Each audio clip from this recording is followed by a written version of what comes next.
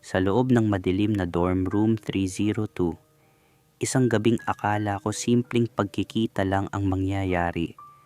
Pero doon ko naramdaman ang init na hindi ko kailanman inasahan sa pagitan naming dalawa. Tahimik ang paligid, tanging tibok ng puso ko lang ang umiingay habang unti-unting lumalapit ang isang sandaling hindi ko na kayang pigilan. At ngayon, dadalhin ko kayo sa kwento ng isang pag-ibig na nagsimula sa likod ng screen sa mundo ng M2M Desires, kung saan ang bawat chat, bawat video call, at bawat titig ay pwedeng mauwi sa isang masakit o nakakagulat na katotohanan. Kwento ito ni River at Ace.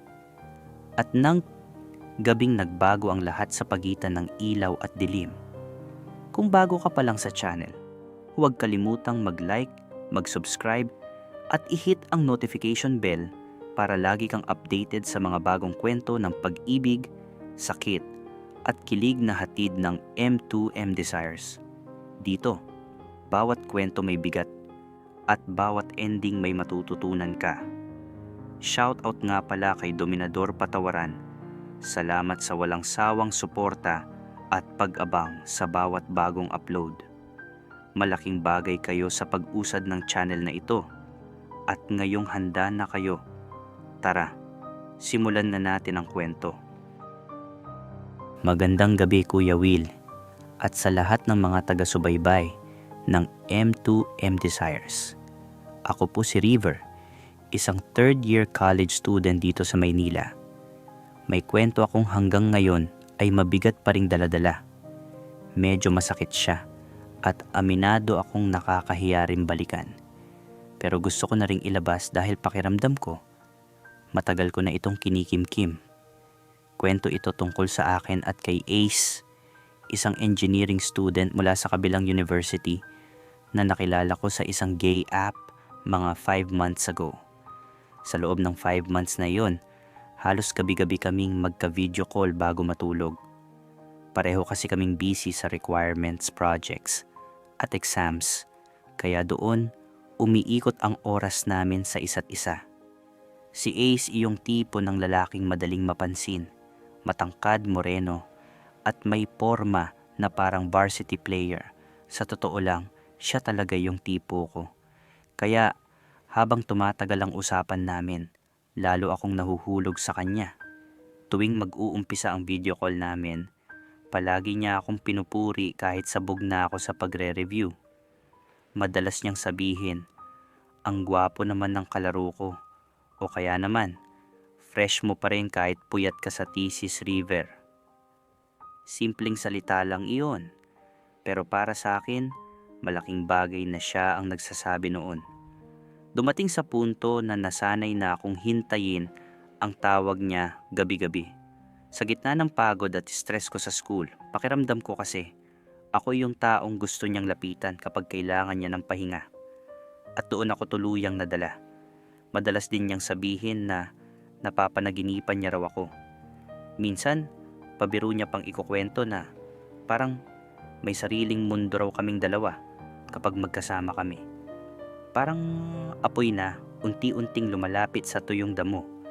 Dahan-dahang umiinit ang lahat sa pagitan naming dalawa kahit screen lang ang namamagitan. Hanggang sa dumating ang long weekend. Bigla niya akong niyaya na magkita kami ng personal sa dorm niya malapit sa campus nila. At dahil matagal ko nang hinihintay na makita siya sa totoong buhay, hindi na ako nagdalawang isip pumayag. Kuya Will, dahil estudyante lang din ako at medyo gipit sa budget noon, nag-commute lang ako papunta sa kanya. Sumakay ako ng LRT at jeep para makarating sa dorm ni Ace. Habang nasa biyahe, hindi ko maitago yung excitement ko. Pakiramdam ko kasi, pagkatapos ng ilang buwan na puro screen lang ang pagitan namin, sa wakas makakaharap ko na rin siya ng totoo. Pagdating ko sa tapat ng dorm building nila, nakita ko agad si Ace sa may lobby. Aminado ako, mas gwapo siya sa personal. Nakasuot lang siya ng maluwag na shirt at basketball shorts, pero bagay na bagay sa kanya. Parang effortless siyang tignan. Nag-appear kami at nagkamay bilang bati. Pero doon ko agad naramdaman na parang may kakaiba. Hindi iyon iyong Ace na nakilala ko sa video calls. Parang may malamig na hangin na biglang dumaan sa pagitan naming dalawa. Tahimik siya. Wala akong narinig na kahit anong papuri mula sa kanya. Malayo sa nakasanayan kong Ace na halos gabi-gabing puno ng lambing at piro habang magka-video call kami. Habang naglalakad kami paakyat ng 3rd floor, napansin kong hindi siya makatingin ng diretso sa akin. Madalas nasa phone niya ang tingin niya o kaya naman sa sahig. Ako naman, halos siya lang ang tinitingnan ko. Pilit kong binabasa kung bakit parang bigla siyang naging mailap. Pakiramdam ko noon parang may ilaw na unti-unting humihina habang palapit kami ng palapit sa dorm niya. Pero kahit ganoon, pinilit kong huwag dibdibin agad. Inisip ko na baka nahihiya lang siya dahil first time naming magkita ng personal. Para mabawasan iyong katahimikan sa pagitan namin, ako na mismo ang nagbukas ng usapan. Sabi ko sa kanya, mas matangkad ka pala sa personal, Ace. Bagay talaga sa'yo mag-varsity. Bahagya lang siyang ngumiti pero hindi pa rin siya lumingon sa akin. Pagkatapos noon sinabi niyang bibili muna siya ng uulamin namin sa tapat ng dorm para sa hapunan. Pagbalik ni Ace, dinala niya ako sa kwarto niya, dorm room 302. Maliit lang iyon. May 2 single bed at isang maliit na study table sa gilid. Sinabi niya na swerte raw dahil umuwi muna sa probinsya ang roommate niya para sa weekend. Kaya kaming 2 lang ang naroon ng gabing iyon. Habang kumakain kami ng binili niyang ulam sa study table, ramdam ko pa rin iyong bigat ng katahimikan sa pagitan namin. Hindi tulad ng mga tawanan namin sa video call. Parang parehong nag-iingat ang mga salita namin sa loob ng kwartong iyon. Para kahit paano ay mabawasan ang awkward na pakiramdam, biniro ko siya. Sabi ko, bakit parang hindi ka makatingin sa akin? Ngumiti lang siya ng pilit bago sumagot. Wala. Pagod lang sa major exam kanina. Tumango na lang ako kahit ramdam kong may kakaiba pa rin sa kilos niya. Pagkatapos naming magligpit ng pinagkainan, niyaya niya akong humiga muna sa kama niya para magpahinga. Malamig ang ikot ng electric fan kaya naging komportable rin agad ang pakiramdam ko. Hindi ko maitatanggi, kinikilig talaga ako nang tabihan niya ako sa kama. Mas lalo pa nang hawakan niya ng marahan ang balikat ko habang sinasabing, maghilamos ka muna, River, bago tayo matulog. Paglabas ko ng banyo, nagulat ako dahil patay na ang ilaw sa buong kwarto. Ang tanging liwanag na lang ay iyong ilaw mula sa poste sa labas na pilit sumisilip sa pagitan ng makapal na kortina. Halos anino na lang kaming 2 sa loob ng silid. Bago ko pa man maitanong kung bakit niya pinatay ang ilaw, naramdaman ko agad ang marahan niyang pagdikit sa akin papunta sa kama niya. Parang biglang naging mabigat at mainit ang pakiramdam sa pagitan naming 2 kahit tahimik lang ang buong kwarto. Kuya Will, sa pagdampi ng aming mga balat sa gitna ng dilim, alam na namin ang susunod na mangyayari. Hindi ko na idedetalye ang sumunod na tagpo, Kuya Will, pero doon na nga tuluyang may nangyari sa aming 2 sa ibabaw ng maliit niyang kama. Isang gabi na punong-puno ng init at matinding pagnanasa. Ramdam ko ang higpit ng kanyang mga hawak, ang mabilis na paghinga, at ang marahang tunog ng electric fan na sumasabay sa init ng aming magdamag. Sa mga sandaling iyon, nawala ang lahat ng hinala ko dahil naramdaman ko ang tindi ng gigil niya habang magkayakap kami sa dilim.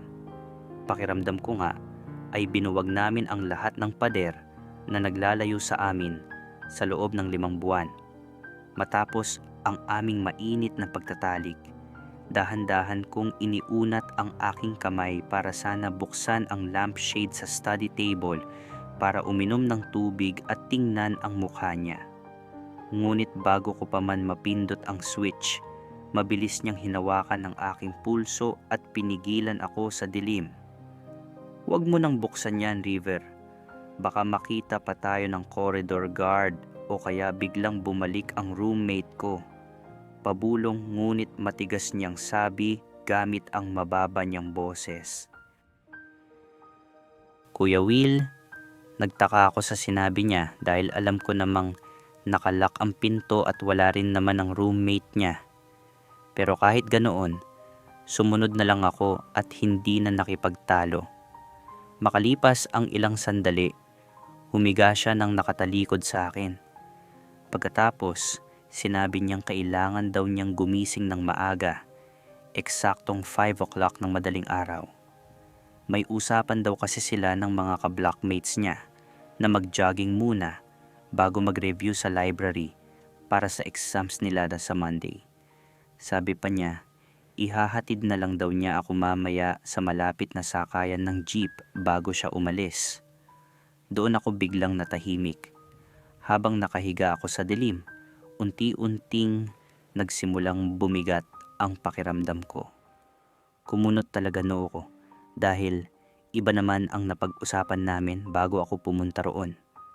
Ang malinaw sa akin, magsistay ako hanggang Sunday ng hapon para makapaglibot kami sa campus nila at mapanood ko pa sana iyong laro niya. Pero bakit parang biglang nag-iba ang lahat? Bakit parang pagkatapos ng nangyari sa amin, gusto na niya akong paalisin agad? Hindi ko alam kung pagod lang ba talaga siya o may ibang dahilan na ayaw niyang sabihin sa akin. Pero habang tumatagal ang katahimikan sa kwarto, pakiramdam ko parang may malamig na tubig na unti-unting ibinuhos sa lahat ng excitement ko para sa gabing iyon. Dahil sa dami ng iniisip ko at sa bigat ng nararamdaman ko, hindi na ako nakatulog. Nanatili lang akong nakahiga sa tabi niya habang nakatitig sa madilim na kisame. Habang hinihintay ko ang pagdating ng umaga, ramdam kong mas sumisikip ang dibdib ko sa bawat minuto ng katahimikan sa pagitan naming dalawa. "Kuya Will," eksaktong 4 o'clock ng madaling araw, narinig ko ang pag-vibrate ng alarm sa phone ni Ace. Dahil hindi naman talaga ako nakatulog ng maayos, gising na gising pa rin ako ng oras na yon. Agad siyang bumangon at binuksan ang fluorescent light ng kwarto. Sa biglang liwanag, napansin kong nagulat siya nang makitang nakadilat lang ako at diretso siyang tinitingnan mula sa kama.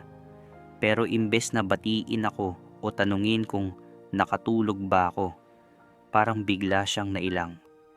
Kita ko agad sa mukha niya iyong pag-iwas. Mabilis siyang tumalikod, kinuha ang tuwalya niya at dumiretso sa banyo nang hindi man lang muling tumitingin sa akin. Doon ko ulit naramdaman iyong ugali niyang parang umiiwas tuwing malapit ako. Kagaya noong pagdating ko sa dorm niya, mas madalas pa siyang nakayuko o nakatingin sa ibang direksyon kaysa harapin ako ng diretso. Kahit mabigat na ang pakiramdam ko, pinilit ko pa ring lakasan ang loob ko. Umupo ako sa gilid ng kama at hinintay siyang lumabas ng banyo. Paglabas niya, nakabihis na siya ng pang-jogging.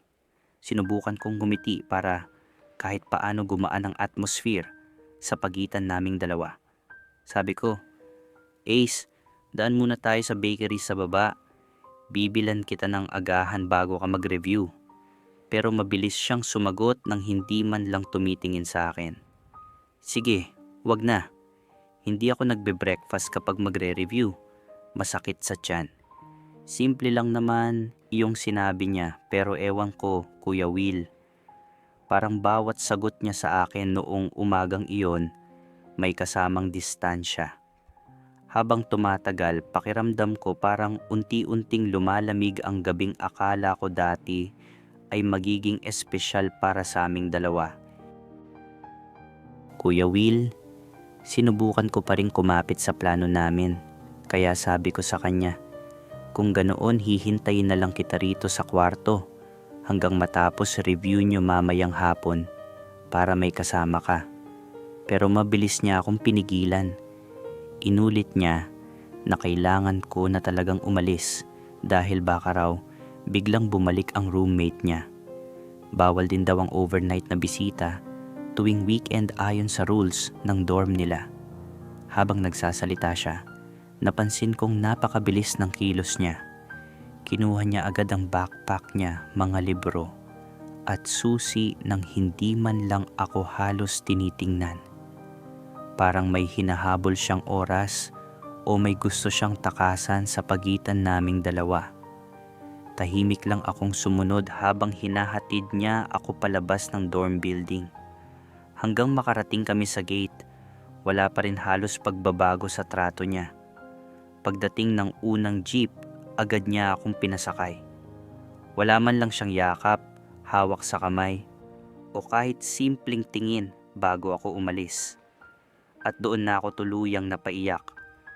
Habang umaandar ang jeep, nakatingin lang ako sa labas ng bintana habang pilit pinapakalma ang sarili ko. Pakiramdam ko noon, parang may malamig na hangin na biglang pumalit sa init ng gabing pinagsaluhan namin. Paulit-ulit na umiikot sa isip ko ang tanong kung ano bang mali sa akin. Bakit kapag madilim ang kwarto at kaming dalawa lang, ramdam ko na gusto niya ako at hindi niya ako maiwasan. Pero kapag maliwanag na at kaya na niya akong tingnan ng maayos, parang hirap na hirap siyang harapin ako. Kuya Will, nakarating ako sa boarding house ko bago mag 8 o'clock ng umaga. Pagod na pagod ang katawan ko sa biyahe, pero mas pagod ang isip ko sa kaiisip sa lahat ng nangyari. Habang nakahiga ako sa kama, paulit-ulit kong binalikan sa isip ko ang buong araw kahapon. Mula sa pagbaba ko ng LRT, sa suot kong damit, hanggang sa pagpasok ko sa dorm niya. Sinigurado ko naman na maayos akong tingnan. Naligo ako ng maayos, nagpabango, at inayos ko talaga sarili ko dahil gusto kong maging presentable para sa kanya. Kaya hindi ko maintindihan kung bakit ganoon ang naging trato niya sa akin. Habang tulala ako sa kisame, biglang tumunog ang phone ko. Notification mula sa chat app, si Ace. Biglang bumilis tibok ng puso ko habang binubuksan ko ang message niya. Kahit nasasaktan na ako, may parte pa rin sa akin na umaasang baka magsusorry siya o ipapaliwanag niya lahat. Pero pag open ko ng chat, ito agad ang bumungad. I was disappointed, River. Parang biglang bumigat lahat sa dibdib ko sa 4 na salitang iyon. Pagkatapos noon, may isa pa siyang mensahe. Social media versus reality. Iba ka sa personal. Hindi tayo tugma. Doon ko tuluyang naintindihan lahat, Kuya Will. Bigla kong naalala kung paano niya iniiwasang tingnan ako ng diretso. Kung bakit ayaw niyang buksan ang ilaw sa dorm. Kung bakit parang nagmamadali siyang paalisin ako kinaumagahan. Doon ko na-realize na iba pala iyong taong gusto niya sa screen kumpara sa taong kaharap niya sa totoong buhay. Masakit isipin, pero pakiramdam ko noon, parang hanggang dilim lang niya kayang tanggapin ang presence ko. Kapag maliwanag na at wala nang natatagong anino, doon na siya lumalayo. Kuya Will, pagkatapos ng mga mensahe na yon, pakiramdam ko parang may malaking parte ng confidence ko ang biglang nawala. Hindi ko na siya nireplyan pagkatapos noon. Kahit gusto kong magtanong kung bakit niya pa ako pinapunta, kung ganoon lang din pala ang tingin niya sa akin, at kung ayaw niya naman pala sa akin sa personal, bakit niya nagawa pang makipaglapit at makipag-intimate sa akin noong gabing iyon, wala na akong lakas para makipag-usap pa. Ilang araw din akong halos hindi makatingin ng maayos sa salamin. Sa tuwing naaalala ko iyong sinabi niyang social media versus reality, pakiramdam ko parang Paulit-ulit akong binabagsakan ng parehong sakit. Naging conscious ako bigla sa mukha ko, sa katawan ko, pati sa paraan ng pagsasalita ko kapag may ka-video call. Dumating sa punto na natakot na akong makipag-meet ulit sa kahit sino. Kahit may nagchat-chat o nagyayaya ng video call, madalas hindi ko na sinasagot. Iniisip ko kasi, baka sa una lang nila ako gusto. Baka kapag nakita na nila ako ng personal, iwasan din nila ako tulad ng ginawa ni Ace. Masakit tanggapin, Kuya Will, pero may mga salita talagang kahit ilang segundo lang sinabi, matagal bago mawala ang tama. Hanggang ngayon, dala-dala ko pa rin yung insecurity na iniwan niya sa akin noong gabing iyon. Kaya, imbes na maghanap ulit ng makakausap o makakadate, ibinuhos ko na lang sarili ko sa pag-aaral. Mas madalas na akong nasa library kaysa sa gay apps. Doon ko na lang nilagay iyong oras at effort na dati para sa kanya. Hindi man naging maayos ang ending ng kwento namin, unti-unti ko ring na-realize na hindi dapat nakadepende sa tingin ng ibang tao ang halaga ko bilang tao. Mahirap pa rin para sa akin hanggang na ngayon. Pero sinusubukan kong buuin ulit iyong confidence na nasira dahil sa isang gabing akala ko magiging simula ng totoong relasyon. At siguro, Kuya Will, minsan may mga taong marunong lang magmahal kapag madilim at walang malinaw na nakikita. Pero darating din yung araw na matututo tayong piliin ang sarili natin kahit anong liwanag pa ang meron. Salamat River sa pagtitiwala sa M2M Desires ng kwentong ito. Alam ko na hanggang ngayon, may bigat pa rin ang lahat ng nangyari para sa'yo. At okay lang yan.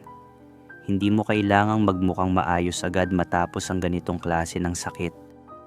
Hindi ganun kadali maghilom ang sugat na galing sa pag-asa, kilig, at biglang pagbitaw.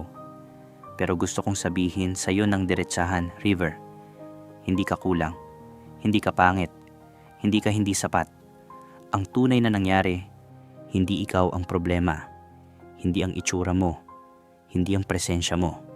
Ang totoo, may taong mas komportable sa ideya ng pagmamahal sa likod ng screen kaysa sa paninindigan nito sa harap ng totoong tao. Mas madali para sa kanya ang magbigay ng lambing kapag may distansya, pero umatras kapag naging totoo na ang lahat. At iyon ang limitasyon niya, hindi ang sayo. Yung social media versus reality na sinabi niya. Kung titingnan natin ng mas malalim, pwedeng baliktarin. Siya ang nakasanayan mong may dalawang bersyon, isang sweet, malambing sa chat at video call, at isang malamig pagharap na sa aktuwal. Pero ikaw, River, iisa ka lang. Ikaw pa rin iyon, totoo at buo kahit saan ka tingnan. Kaya River, at sa lahat ng nakaka-relate sa kwento mo ngayong gabi, huwag ninyong hayaang ang taong takot sa liwanag ang magdikta kung gaano kayo dapat katanggap-tanggap. Dahil hindi mo kailangang magtago para lang mahalin. Mga ka-desires, ano ang masasabi ninyo kay River? May payo ba kayo? O may kapareho rin ba kayong pinagdaanan? I-comment down below. Baka ang mga salita ninyo ang maging lakas ng isa pang River na tahimik lang na nanonood ngayon. At kung may kwento ka ring gustong ibahagi, nandyan ang link sa description. Lagi kaming nandito para makinig. Huwag kalimutang i-like, i-subscribe, at i-click ang bell para hindi kayo mahuli sa mga susunod pang kwento dito sa M2M Desires. Hanggang sa muli, ako si Kuya Will. At laging tandaan, hindi ka dapat minamahal lang sa dilim. Dapat, mahal ka rin sa liwanag. Magandang gabi.